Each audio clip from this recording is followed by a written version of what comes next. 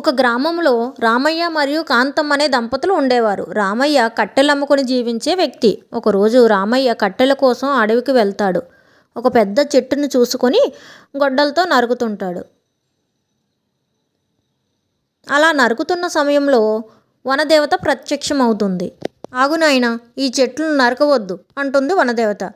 తల్లి, ఎవరు మీరు అని నమస్కరించుకొని వినయంగా అడుగుతాడు రామయ్య. నేను వనదేవతను. ఈ చెట్లు నరకడం వల్ల అడవిలో తలదాచుకున్న ఎన్నో మూగజంతువులు, పక్షులు ఇబ్బంది పడతాయి. వాతావరణ సమస్యలు కూడా వస్తాయి అంటుంది వనదేవత. అప్పుడు రామయ్య, తల్లి, ఇదే నా జీవనాధారం.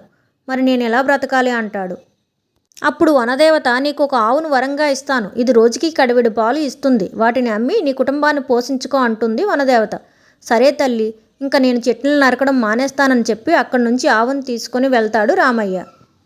అలా ఇంటికి వెళ్ళి తన భార్యకి జరిగిందంతా చెప్పి చాలా కాలం సంతోషంగా గడుపుతారు. ఆవు పాలు అమ్ముకొని చాలా ప్రశాంతంగా గడుపుతారు. కొద్ది రోజులకి వాళ్ళకి ఒక అత్యాశ ఆలోచన వస్తుంది. ఎప్పటికీ మనం ఇలా పూరుగుడిసెలోనే ఉంటామా? ఎప్పటికి మనం గొప్పవాళ్ళం అవుతాం? మనకు కూడా బోలెడు అంత డబ్బు, బంగారం రావాలి కదా అనుకుంటారు. అప్పుడు రామయ్య మళ్ళీ వనదేవతను అడుగుదాం అనుకొని ఆవును తీసుకొని అడవికి వెళ్తాడు రామయ్య. అలా వెళ్ళి మళ్ళీ చెట్టును నరకడం మొదలు పెడతాడు రామయ్య. అలా నరుకుతున్న సమయంలో వనదేవత ప్రత్యక్షమవుతుంది. తల్లికి నమస్కరించుకొని, ఏంటి నాయనా మళ్ళీ వచ్చావు అని అడుగుతుంది వనదేవత. తల్లి, ఈ ఆవుతో నేను ప్రశాంతంగా గడుపుతున్నానే కానీ నా పిల్లలకి మంచి భవిష్యత్తును ఇవ్వలేనమో అనే ఆలోచన నాలో వస్తుంది తల్లి. డబ్బులు, బంగారం కూడా కావాలి కదా. అప్పుడు వనదేవత, సరే, నీకు ఈసారి ఒక బంగారు గుడ్డును పెట్టే బాతుని ఇస్తాను అని రామయ్యకు బాతుని ఇస్తుంది. రామయ్యతో చెప్తుంది, రోజుకి ఒక గుడ్డు మాత్రమే పెడుతుంది. దాన్ని అమ్ముకొని నీవు ప్రశాంతంగా గడుపు అని చెప్తుంది. రామయ్య చాలా సంతోషంతో ఆ బాతుని తీసుకొని ఇంటికి వెళ్తాడు.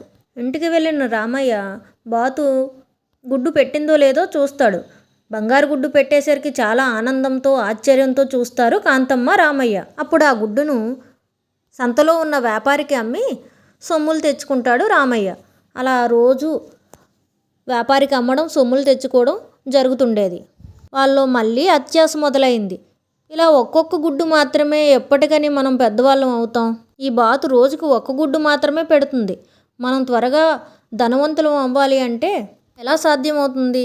మీరు మళ్ళీ వనదేవత దగ్గరికి వెళ్ళి అడగండి. ఇంకేదైనా త్వరగా ధనవంతులం అయ్యే వరం ఇవ్వమని అడగమంటుంది కాంతమ్మ. ఆ బాతును తీసుకుని రామయ్య మళ్ళీ అడవికి వెళ్తాడు. ఈసారి ఇంకేదైనా గొప్ప వరం అడగాలనే ఆలోచనలతో వెళ్తుంటాడు రామయ్య. మళ్ళీ ఆ బాతుని పక్కన పెట్టి చెట్టు కొట్టడం మొదలు పెడతాడు. అలా చెట్టు కొడుతున్నప్పుడు వనదేవత ప్రత్యక్షమవుతుంది. అగునాయన, నీకు బాతుని ఇచ్చాను కదా, మళ్ళీ ఎందుకు వచ్చావో అడుగుతుంది. తల్లి, ఈ బాతుతో నేను త్వరగా ధనవంతుడం కాలేను కదా, అందుకే మరి ఇంకేదైనా వరం ఇవ్వమని అడుగుతాడు. వనదేవత కోపం వచ్చి బాతుతో పాటు మాయమైపోతుంది. అప్పుడు రామయ్యకి విపరీతమైన కోపం, ఆశ్చర్యం వస్తాయి. అదే కోపంతో చెట్టును నరుకుతూ ఉంటాడు. అప్పుడు చెట్టు కొమ్మ విరిగి రామయ్య కాలు మీద పడుతుంది. కదలలేని స్థితిలో రామయ్య అక్కడే ఉండిపోతాడు. రామయ్యని వెతుక్కుంటూ కాంతమ్మ అడవి బాట పడుతుంది. అలా రామయ్య ఎక్కడున్నాడా అని వెతుక్కుంటూ వస్తుంది కాంతమ్మ.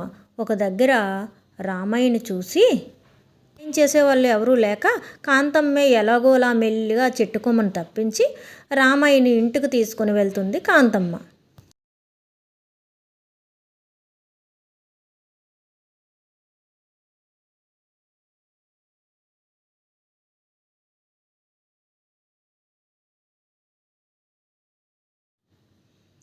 అలా వాళ్ళ అత్యాశ